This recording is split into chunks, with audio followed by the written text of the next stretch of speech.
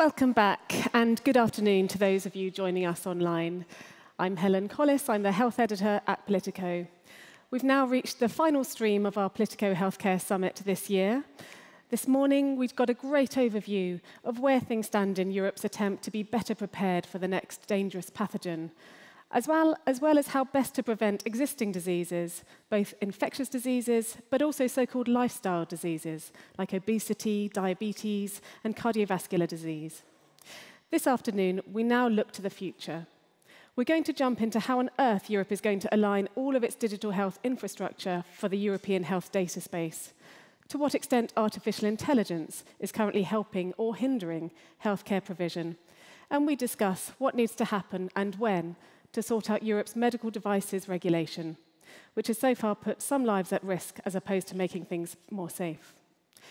Before we kick off, I'd like to thank our partners for making this event possible.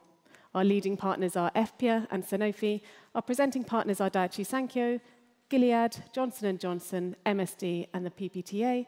And our networking partner is Intuitive. And for those who have recently joined us, just to reiterate a few housekeeping remarks, we love a good debate, so if you'd like to say anything about what you're seeing today online, please use the hashtag #PoliticoHealthcare. Up next, we have our first panel this afternoon, moderated by reporter Giedra Pesakita on the European health data space. Giedra.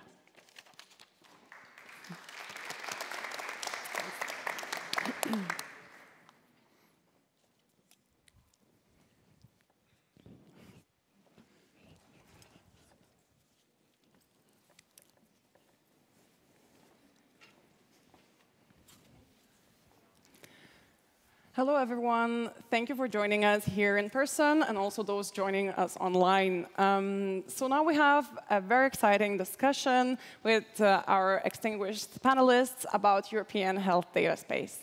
I think a lot of you know, maybe everyone knows, that in March 2024, the deal was reached between the countries and the Parliament, how European health data space should look like, and how actually we can unleash that potential that we have in health data, not only for the patients who are traveling between countries, not only for clinicians, but also for research and innovation, and even policymaking. So there was a lot of debate about what's good, what's bad, and we will try to dive into the specific sticky points with the panelists today.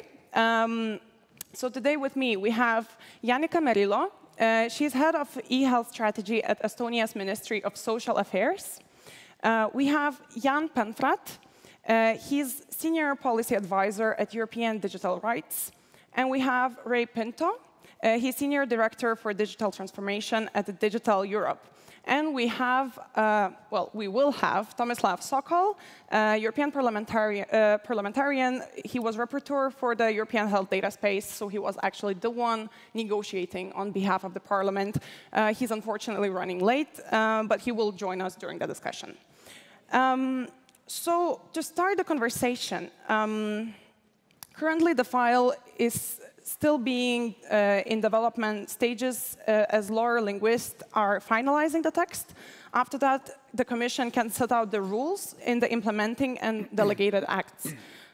So the majority of those should be in place by the end of 2026 and early 2027. At least this is what I heard from Martin Dorzil, European Commission's person who's overseeing this regulation. So the first exchanges of health data under EHDS are expected to take place either at the end of 2028 or in the beginning of 2029. So how feasible is this? I would like to ask each of you, and also maybe you could already highlight what the main issues would be that you see already. So Janika, if I may start with you. Yes, hello everyone. Thank you for inviting. Actually, I think that the first exchanges in EHDS have already started, meaning that EHDS regulates also the cross-border exchange of data. And that means also cross-border exchange of e-prescription, of the patient summary. And for example, Estonia has connected already with 13 countries in regards to exchanging the prescription or the patient data. And we can see actually tens of thousands of people purchasing their prescription abroad, that it does really make a change.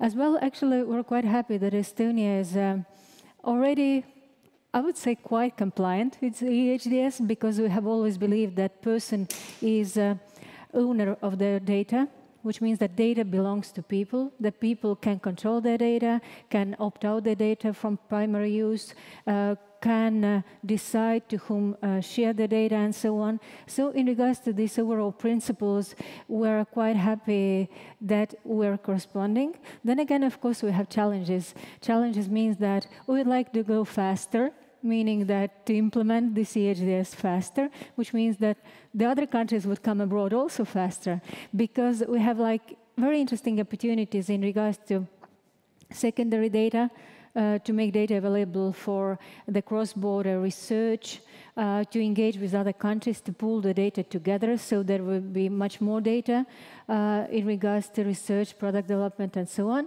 So let's say one eye is smiling, another eye is crying, probably. So the one that is crying is because of the preparedness of other countries, or? Yes, so we'd like to go faster, and we would be happy if we could go faster, the ones that can. OK, perfect. We will dive into this deeper. Jan, could I bring you here on that? Thank you also for having me. I would echo the sentiment. Unfortunately, not everybody is Estonia in the EU. And I will hold that. Please do. And the result is going to be likely that there's going to be a range of member states who will not manage to adhere to these ambitious deadlines the Commission, the legislators have set. And the result is probably for sometime a fractured landscape in the EU. There's another worry that comes with that, and that is that some member states will not be willing or able to invest what is necessary in all this digital infrastructure that needs to be built first. And since we're talking about the storage of incredibly sensitive personal data, that infrastructure needs to be secured at the highest level, and we don't see that happening in all member states. So I suspect and I fear that it's only a matter of time that we'll see major data leaks in European member states, where people's health data, including things like biometric data, results of psychotherapies, you name it, that will leak to the public. And once that's done, it can never be taken back. Thank you so much. Let's hear from Ray what you have to say on the preparedness and how likely it is that the takeoff will be successful pretty soon already, actually. Yeah, there's a lot to accomplish, to be honest. I just want to echo what my co-panelists have said, that the EHDS as a principle is going to be super important, right? We would not be able to have created that vaccine fast enough if we were not able to exchange data and use AI to deliver on that. We will not be able to create important solutions like what you heard this morning in tackling rare diseases, non-communicable diseases, AMR, if you don't have digital. So there's a lot at stake here. It's literally people's lives, right? So I think, we see so much opportunity that will help patients and citizens. To reach the deadline, we have, as a trade association, outlined 12 areas that we're highly concerned about. It's kind of the good and bad and ugly, right? Because now that we have soon-to-be published regulation, there's 4 areas that actually will move very fast, I think. There's 4 areas I am very concerned if we can solve. And there's 4 areas that we have marked red that it's going to be probably impossible. And those last 4 are going to be mission critical for this thing to succeed.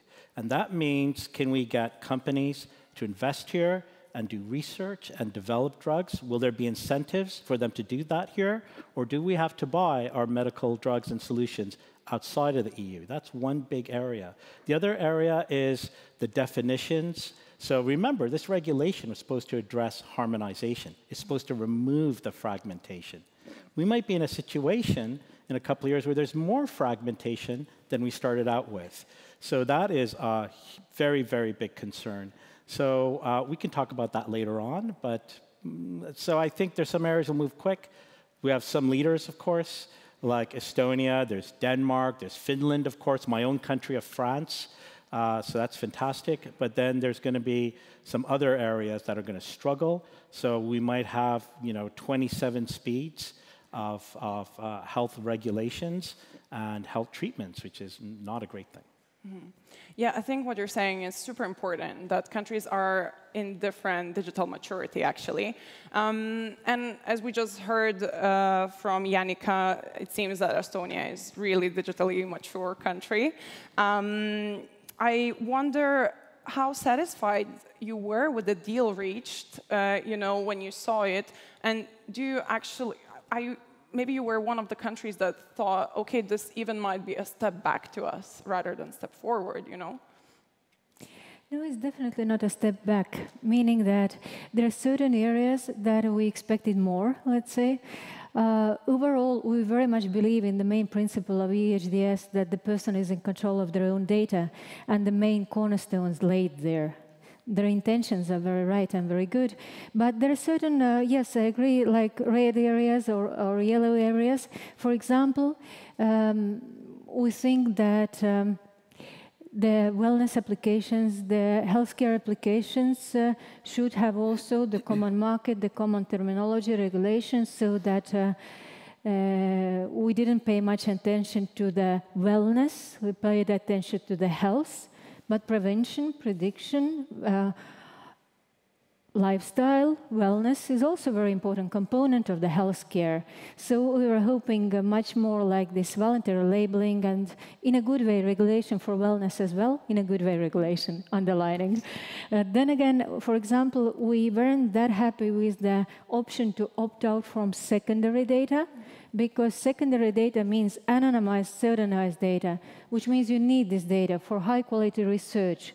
And when people start opting out just in case, without any real security concerns, you don't have this high-quality data for research, because you don't know who have opted out, what people with what, for example, rare diseases have opted out. You don't have this high-quality data for research and so on. So we do have certain issues, but overall, definitely it's serving the right purpose, and we do believe in the intentions of EHDS.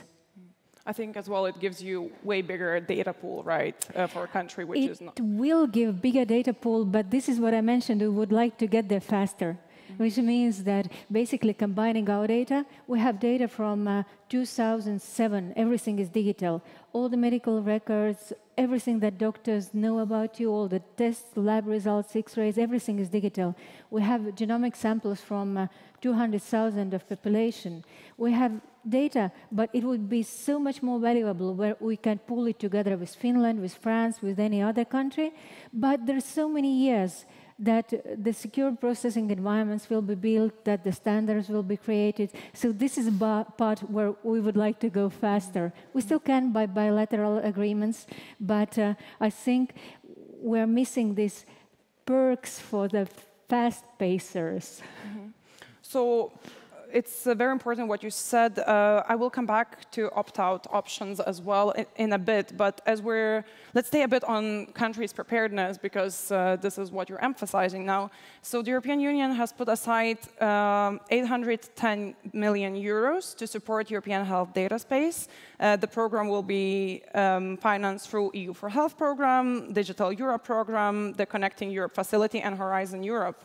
So I reached out to a few countries. I reached out to several of them. Only a few answered, of course, but one of them was Austria. So they are already investing a lot for digitalization ahead of, not even connected maybe directly with EHDS, but has put additional 51 million euros per year for digitalization projects in the healthcare sector over the next 5 years. And basically, they feel ready. They feel that they know what is needed, and the implementation on the EHDS with the framework of national legislation is already being prepared.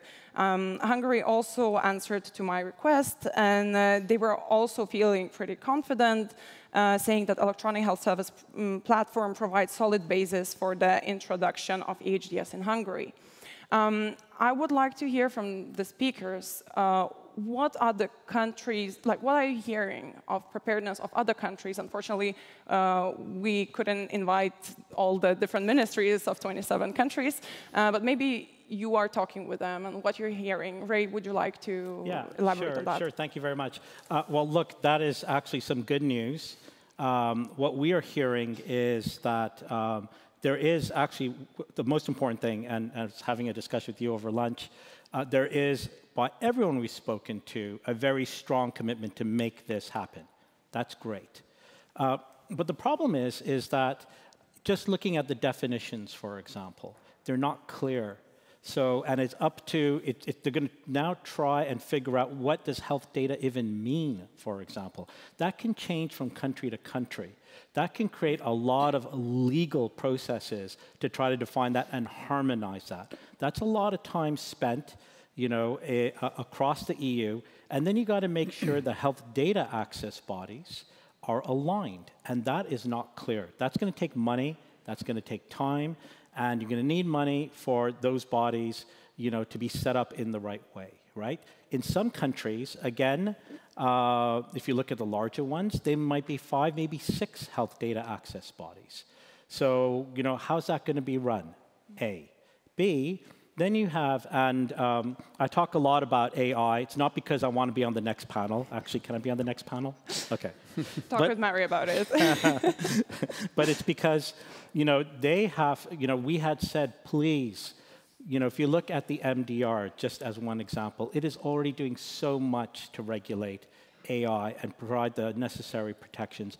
Don't duplicate it in the AI Act and make it difficult for a small startup, you know, to have to comply to 2 different things. So what's the cooperation of that notification body? I don't think you have a notification body in Estonia, if I'm not mistaken. You know, so how are you going to make that work? That's going to cost, you know, money. So, you know, here is something where there's going to be, I think, some huge barriers. And then the other thing that we're really concerned about, if you just look at the question of money, you want to invest, right? You want to make sure that you're using that data to create a massive ecosystem of small startups, you know, fast-paced, you know, communities that can create solutions based on AI or data, for example. And you want to make sure that they're protected with their IP. And that's a big question mark, because when you look at the health data access bodies and what was set up in the regulation, that right to refusal as a company, it's not there. It's not clearly defined as it is in the Data Act. I don't know why, right? Because the Data Act does define that. But if you're a small company, then you won't have that protection. And, you know, not naming names, there may be some member states that will not respect IP and allow these data access requests to happen, you know, from strange actors. Do we really want that? So that's, again, probably going to create another wave of, you know, legal focus that's going to cost money. Thank you so much, Ray. I think it's really important what you're bringing here, the money. According to a report implementing the European health data space across Europe, the financial commitment from some member countries falls short of the level required to report healthcare infrastructure developments. So, Jan, with all of this, how concerned are you about, you know, ability of different countries to prepare and actually ensure that patients will be trusting the system and that research and development can benefit from it? If patients are smart, they're not going to trust that system. Quite frankly, digital security is hard. Digital security at that scale is super hard and it's super expensive. And I just don't see all of the member states being willing to spend the money on it. What I find funny, though, is that if people, including Adri, point out that this is a system that might be insecure, you know, watch out, you got to invest into it. Or if we say, oh, maybe, you know, protect people's privacy, if you give, maybe allow people to refuse that their data isn't being used for privacy reasons for certain types of research, for example. Everybody screams, oh, but quality of data. When the industry says, oh, no, we have to refuse access to that data because IP, nobody cares. So all of a sudden, quality of data isn't that important anymore when it's about IP, but it's the main argument if it's about privacy and people's private lives. And I know you want to come back to the opt-out question later, but I just want to kind of, already as a warm-up maybe, I don't think the opt-out is actually the biggest problem for data quality.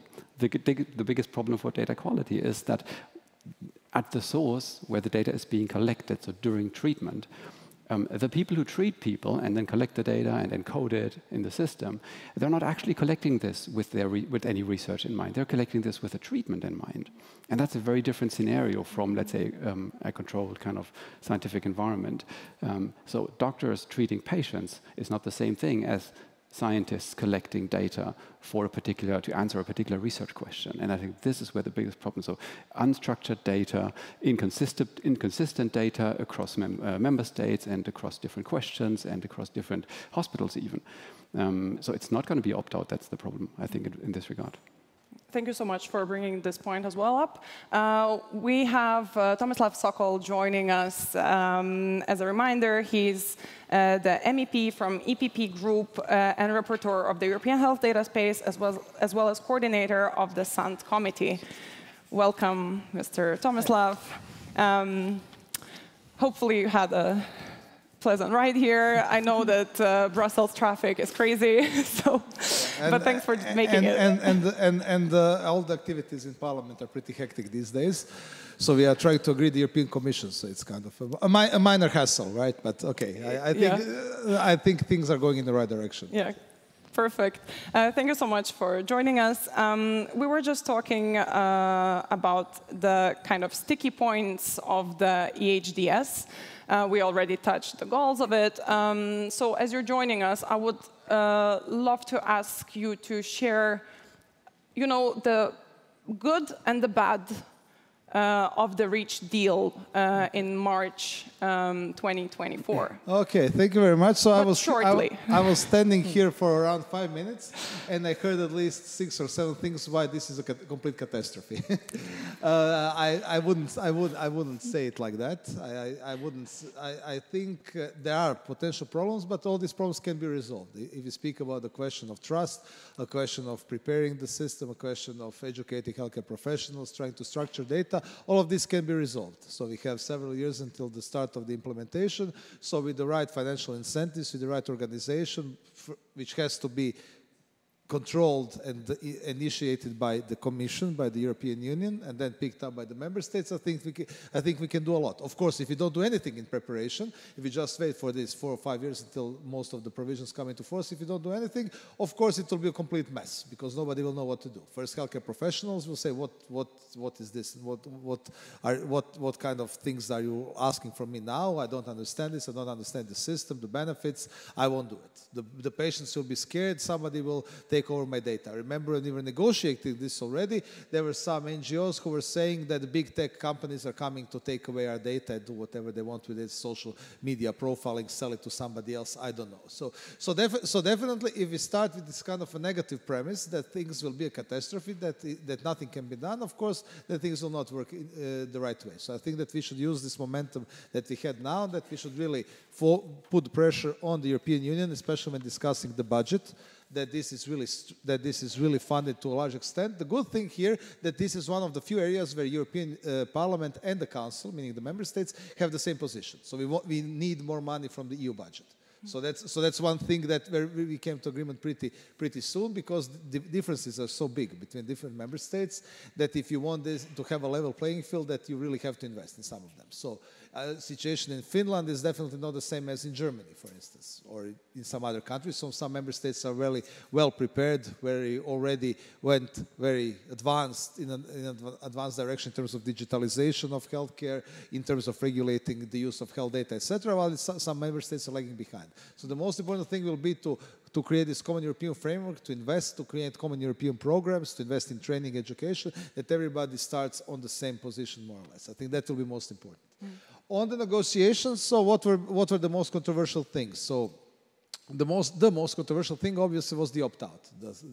And the opt-out was the best possible thing that we could get, because if you asked others in the European Parliament, those to the left of us, to the left of the EPP, most of them wanted either an opt-in or even a consent, which would mean that for each data set, when somebody, that each patient whose data is part of a data set, for each request for the use of this data, each patient will have to give give consent, which of course would destroy the whole system.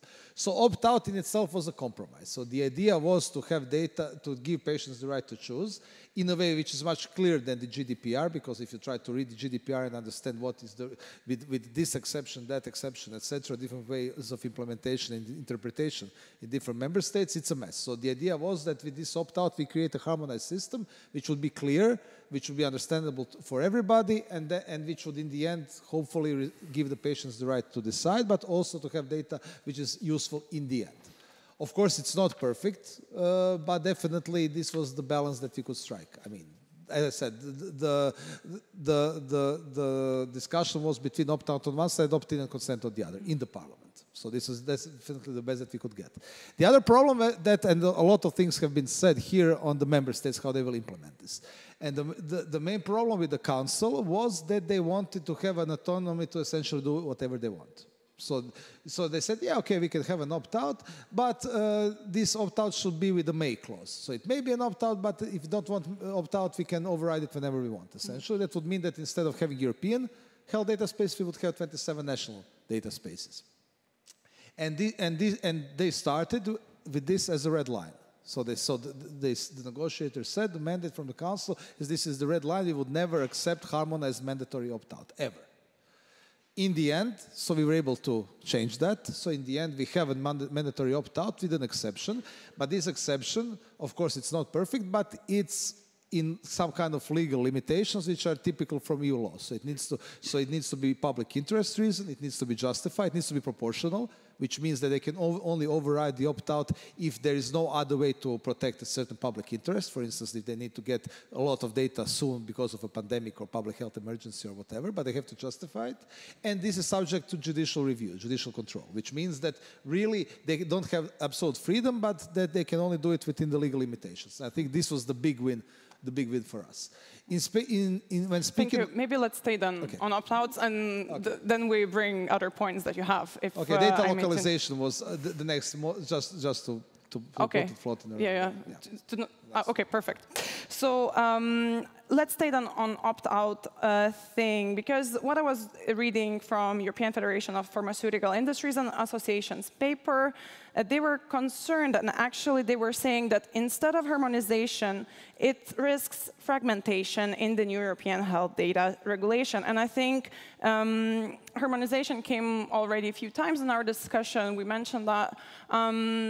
So do you really believe that this opt-out option ensures the harmonization? Janika, if I may bring you in here. Well, actually, I do agree that it was a compromise. And it was a very hard compromise between two different angles and viewpoints. And it had to be found. And I do believe that this is probably the best compromise that could have been found. Which means that, yes, of course, the data quality is always an issue. Of course, we will be always struggling with the quality of data since the moment of input up to quality standards. But still, the opt-out is not the main thing in regards to data quality, but it's an important thing. Then again, I have to agree again by saying that, yes, we can ensure the protection of rights by different ways, not only by opt-out. For example, Estonians have very high trust towards government because it is not just ensured by simply opt-out, but by very many different mechanisms. For example, of course, the cybersecurity, extremely important. Secondly, person is in control of their own data. They choose whether in primary care, where to opt out, for whom to opt out, but also, for example, you have the log file always, and you can see who has viewed your data, and who has used your data, and how your data was used, and so on. So I think there are many different mechanisms how to ensure this public trust, and how to prove that you're not breaching this trust. And I do agree that this kind of opt-out is probably the best compromise that we could get. Jan, are you buying any of this? Because I know you call this fake opt-outs.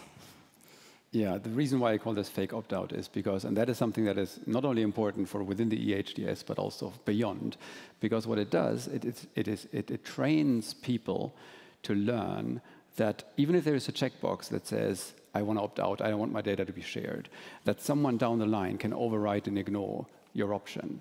And imagine what that kind of learning does if you implement this idea into any other forms of opt-out, because obviously the European data protection law foresees possibilities for consent, in many different, and opt-out in many different areas. Every time you see a cookie banner, every time you have you sign a form and says like, no, I don't want this newsletter. Every time you think in the back of your head, oh, maybe there is someone down the line because somewhere written in a law, I don't know, someone can override and ignore this. It's just going to destroy trust in consent, in the whole idea of consent. And I think that's a really tricky thing, which is it might be the best outcome that was possible under these political circumstances with this council, but it's definitely a very bad outcome for the meaning of opt-out and the function of opt-out in the future. And that is also why I would love to break that myth that somehow the EHDS gives people more control over their health data. It doesn't. I know the Commission always said that, and many in the legislators always said that, but in practice, it won't give more control over the data to people. It will actually take control away. And that's a real pity, because I think people would actually appreciate having more control over their data. Ray, do you want to come in on this one? We heard. You want to give him a call? Yeah, sorry. Look, I think we got to move on a little bit from this debate, because it's done, right? We have this. This was our panel last year. We had a great fight. It was fantastic. But I think we got to move on. I am convinced what Mr. Sokol said, that there's a lot on these 12 points that we can solve, right? And we can move forward. My concern is, and I think industry's concern is, what will that look like? How much data will be moving over borders? How much data will be usable, to create real medical research? And and actually having access to this data is very important, because then you can deal with bias and discrimination in AI, for example. You can use many different biomarkers to have real medical treatment and research. So I think we've got to now focus on this. And I think there's still a lot of barriers, and there's a lot of fragmentation, and there's a lot of issues in regards to definitions and how we can make this data to move outside of the member states into other member states for real research. And that's not clear to me. And I think that should be the goal. And then, I think the next discussion, and we still have yet to see this, is the data protection authorities to define very clearly for research what is anonymization and pseudo-anonymization. We were supposed to get these guidelines. And once those guidelines happen, then that will accelerate things. But we're even still back at that point. So there's a lot more in this race to be won, and I kind of feel like we're still at that starting gate. Mm-hmm. Thank you for this. I got your point that we have to move forward with this, but before we move forward, I think, well, Jan, you were using kind of strong language, like not strong language, but like you were really clearly making a point, that it actually reduces the say for the patients. And I would like to hear from Mr. Sokol, like, do you agree with that? Does it reduce the say or not? I mean, Mr. Penford was saying the same thing when we started the whole thing in the legislative process, when they were preparing the petition, even before we had any concrete legislative solution. So I think their position was not very positive towards this from the start. And I think in Croatian media, one of the articles which insinuated that we will give over patients' data to big tech companies, it also started this kind of European initiative. I mean, this whole negative attitude towards the whole thing was there even before we had the concrete agreement. I think it's definitely not true that we are reducing the patient's control. I think provisions are much clearer than we have in GDPR, so legal certainty is always better in terms of control. Also, in terms of primary use of data, I think we have, in many member states, this will really be a big change in terms of patients' possibilities to control their data, for instance, to restrict access to part of their data to some of the healthcare professionals who are treating them. For instance, if you have mental health issues, you don't want your gynecologist to know that. So possibilities like this to decide which healthcare professionals will be able to see your data, that's something that does not exist in many member states. Also, on the question of secondary use, I mean, there are additional safety instruments that exist. So, for instance, anonymization or pseudonymization. I know what will be the argument on the other side. It's never 100% bulletproof. It's not. You cannot guarantee that it will be completely impossible to identify any patient, but of course we also have provisions on sanctions. It's explicitly prohibited, etc. But I mean, no system is completely waterproof. I mean, it's impossible to create something like this. So if we use this logic, everything has to be completely waterproof, then we will not do anything new. Also, we've done a lot in terms of improving the Commission's proposal in defining the purposes for which data can be used, to really make sure that there is no possibility for big tech companies to use this data for purposes which are outside of healthcare protection, public interest, etc. So I think we also improved data. We improved the proposal a lot there. Also, the thing is also that it's clear that this is controlled by public institutions. That it's clear that you cannot download the data and take it with you, so you can only access this in a secure environment. So there is a lot of safety instruments which exist to protect the data, but also to strengthen the patient's control over the data, but also their trust in the system. So I think it's not perfect. There are some things that could have been better. I think as on primary, the opt-out in primary use, which was added in the last moment of the plenary session by the S&D, by the socialists, I think this part will lead to fragmentation. I was against that. But in the end, we could not achieve everything that we wanted. But the fact that we got to have harmonized mandatory opt-out for secondary use of data is a small miracle, knowing what was the general atmosphere in the Council in the Member States. So I think that definitely when compared to what we have now, the fragmentation, the lack of interoperability, different interpretations of the GDPR, different ways in general how patients' data is handled also by healthcare professionals, I think that this can be really a big step forward if we get this right, if we invest, if we prepare the systems, etc. I see, Janica, you want to come in on this one too. Yes, I actually wanted to expand a little bit this discussion into the future, meaning that in Estonia, for example, everything is digital since 2007, which means we have digitalized that. But now we want to step to the next level. We want to personalize it, to offer personalized, predictive, and preventive care. That means we need to have solutions that are able to offer you your personalized health suggestions. We want personalized risk scorings, for example, cancer risk scorings. We want personalized treatment, pharmacogenetics, and so on. That needs data, which means these solutions can be developed only based on data. They will be developed by pharmas. Yes, they will be developed by pharmas because drugs are developed by pharmas. They will be developed by software companies, by application creators, by AI scientists, so that we as a governments can use them to offer the best personalized and preventive care for the patients. So it's not kind of all evil. If we want to have the benefits, we have certain risks. We can just try to minimize them. I think in this debate, what is also often raised is the rare disease patients and the needs for broader groups for research. So I wonder, Ray, what do you think? Is this really unlocks the potential?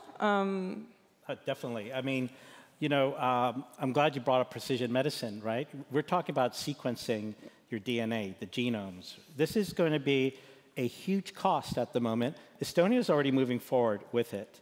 The more data that you have, the more you run the AI, the more the AI runs, the cheaper this becomes, right? The research becomes less expensive and it moves faster. This is what we're talking about here, right? And I respect you, Jan. You know, this is the second time we've been on a panel together, and you know, you are right to defend, you know, privacy rights, and we should, you know, watch this carefully. But you know, there has to be an understanding of the role of what data can play, and when a lot of that data is playing. Now, we can have other regions on this planet that will move faster because they have access to big data. But I still think that the quality of data here in the EU is by far a higher standard. We have so much ethnicity in here. You know, that dates back to, you know, ancient civilizations, and it's all there to be unlocked. So yes, there is a potential, and a huge one.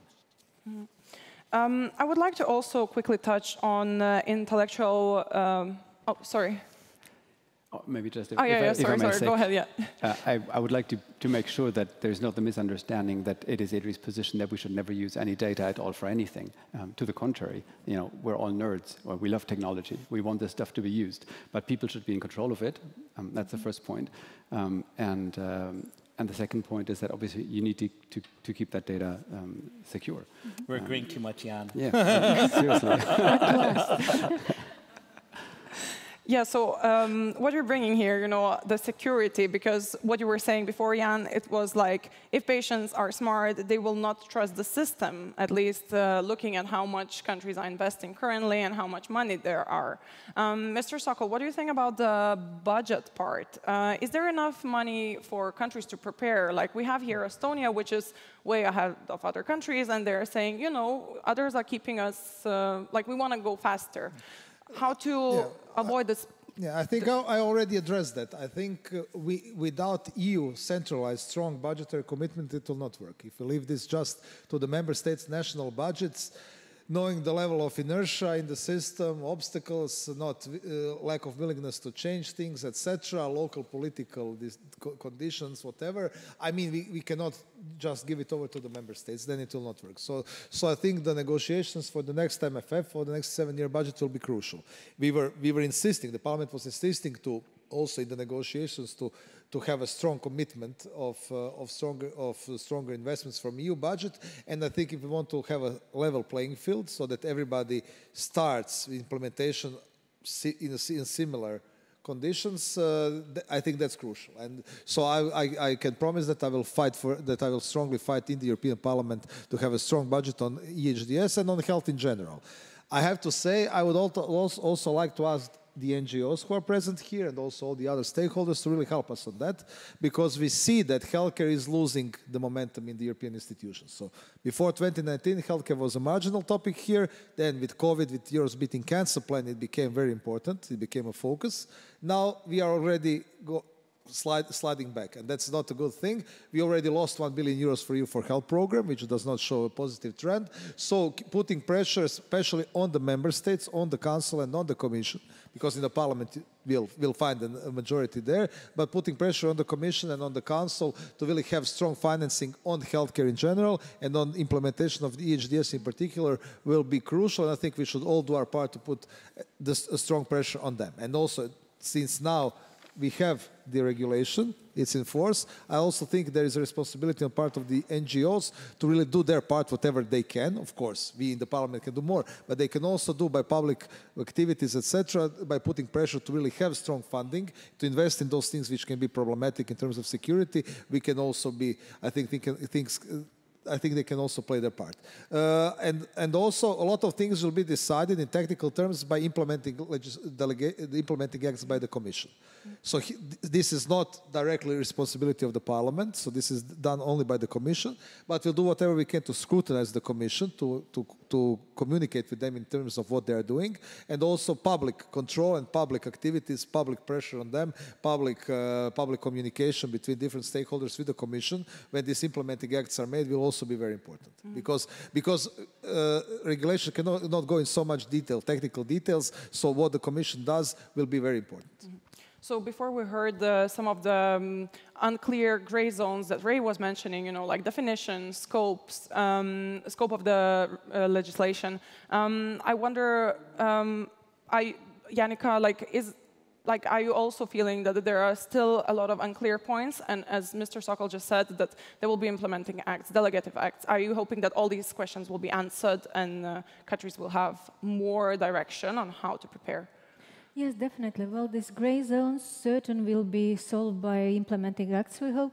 For example, the definitions, what are EHRs, electronic health systems, how do you define them? For example, secure processing environments, how do you define them? What are the technical requirements and so on? What will be solved is wellness applications, so that we would have one harmonized approach and definition and voluntary labeling, for example.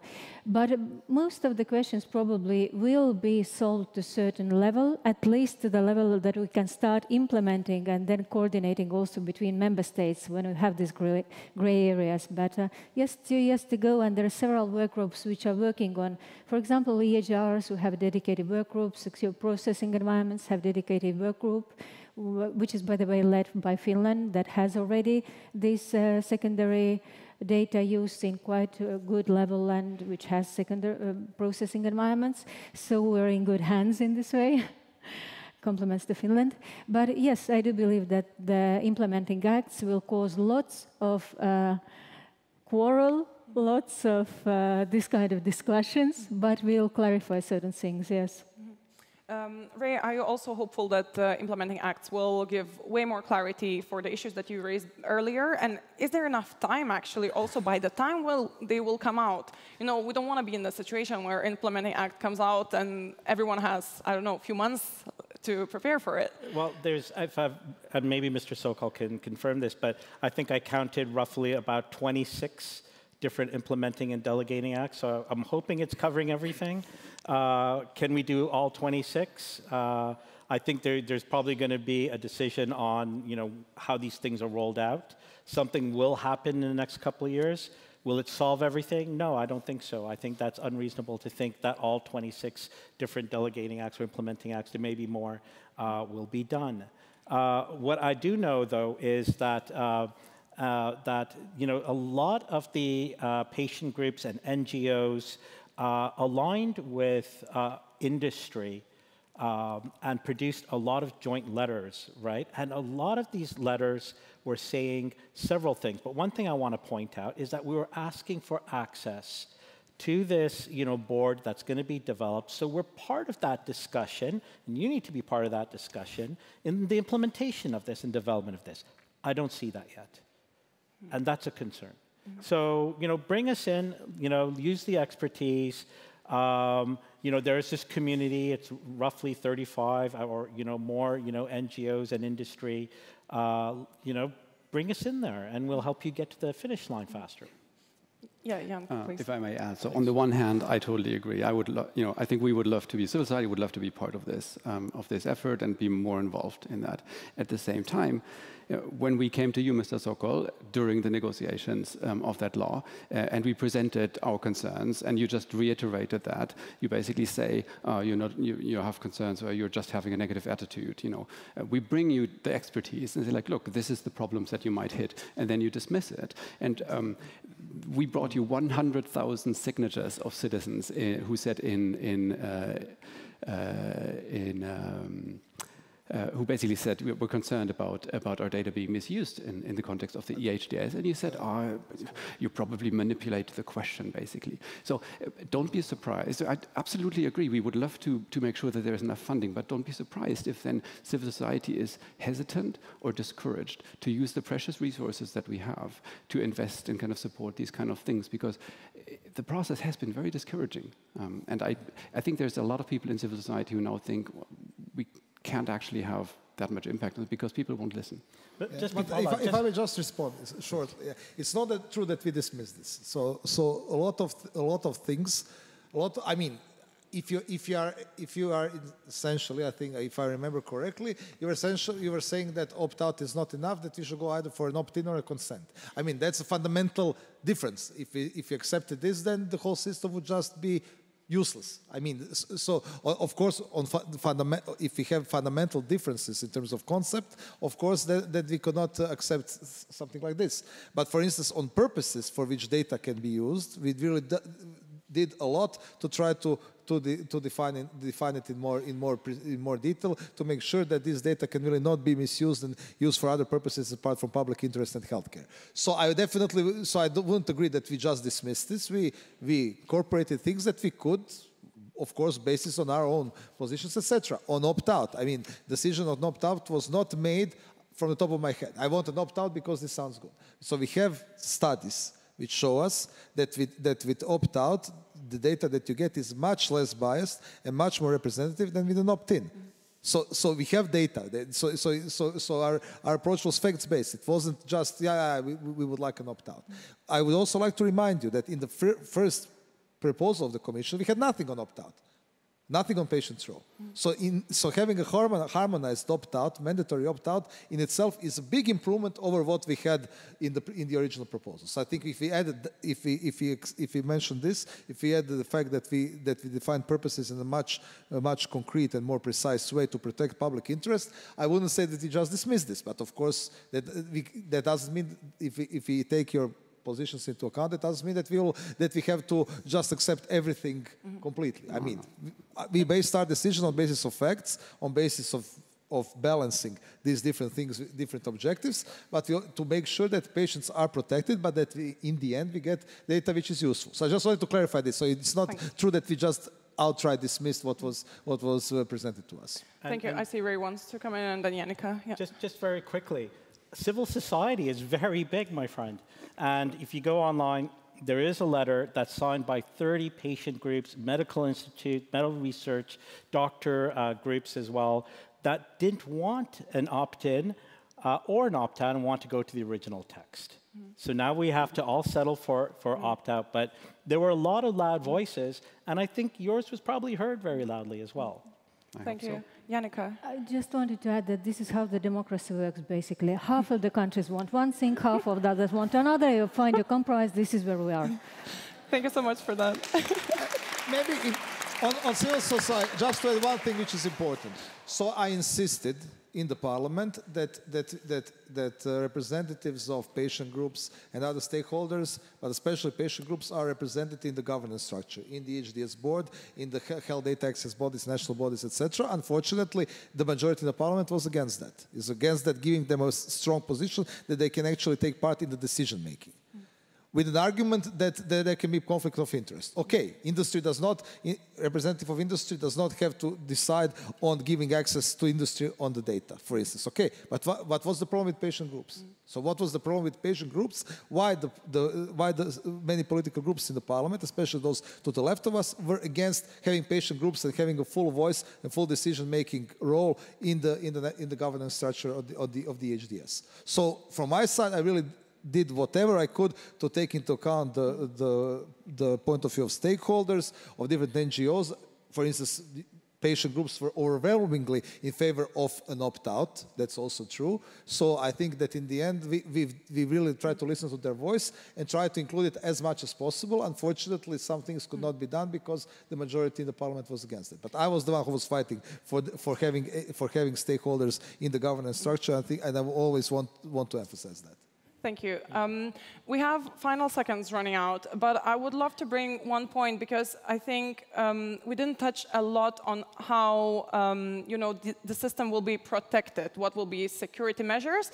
You mentioned some, Mr. Sokol, but I would have loved to dive deeper in this. So maybe just a very quick question for each one of you to answer just in 2 words, if you may. We have systems that is pencil to paper still. We have systems that are very advanced, as in Estonia, I think from 2007 attacks, cyber attacks, you really stepped up and your security is much better. So will the files, will all the information that we will be all sharing, will it be more secure with EHDS or not in a grand scheme of the EU? Yes or no? Yannicka, from you. Yes, if we also stick to the security compliance that is not directly in EHDS, which is NIS2, which is all the protocols required by Cybersecurity Act and so on. But basically, when you have systems that are regulated and that have to correspond to certain security requirements, yes. Okay, perfect. Even shorter, if you may, Jan. I think it's impossible to answer that question at that stage.